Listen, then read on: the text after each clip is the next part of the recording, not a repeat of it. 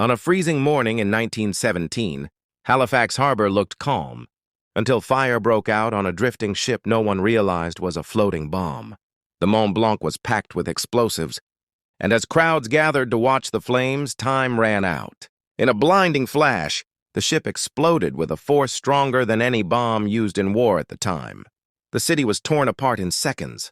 Homes vanished, the harbor rose like a wall, and nearly 2,000 people were killed. In one moment, Halifax was changed forever by one of history's deadliest explosions. Follow for more Lost in Time stories.